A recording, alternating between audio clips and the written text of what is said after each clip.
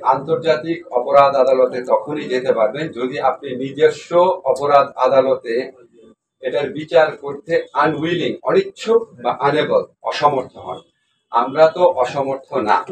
আমরা এই বিচারটা করা যায় নাকি সেই ব্যাপারে আমরা বদ্ধপরিকর, এবং এই বিচারের আওতায় সর্বোচ্চ পর্যায়ে, বিগত সরকারের সর্বোচ্চ পর্যায়ে ব্যক্তিদের সংশ্লিষ্টতা খতিয়ে দেখে ওনাদেরও বিচার করা সম্ভব বলে এটা আমরা মনে করছি। ভিকটিম পরিবারের ন্যায় বিচার পাওয়ার সবচেয়ে বড় একটা স্কোপ তৈরি হয়েছে।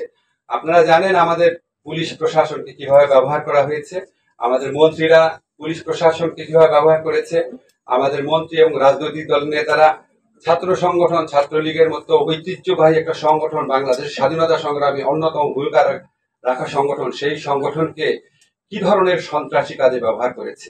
এখন আমরা শুধুমাত্র পুলিশ ছাত্রলীগের অপরাধ দেখলে তো হবে না, যাদের কমান্ড ছিল, যাদের আদেশ নির্দেশে তারা করেছে, সে সর্বোচ্চ পর্যায়ে ব্যক্তিও যদি হয় সেটাও এই আইনের আওতায় বিচার করা সম্ভব।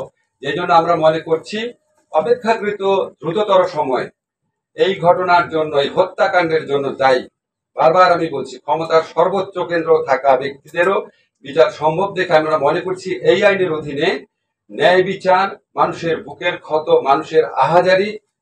আমরা যখন এখনো, আপনারা সবাই জানেন, আমরা এখনো যখন এই মুগ্ধের ছবিটা দেখি, আবু সাইদের ঘটনাগুলো দেখি, আমি আর বলতে চাই না এগুলি, এখন আমাদের বুকে হাহাকার করে ওঠে।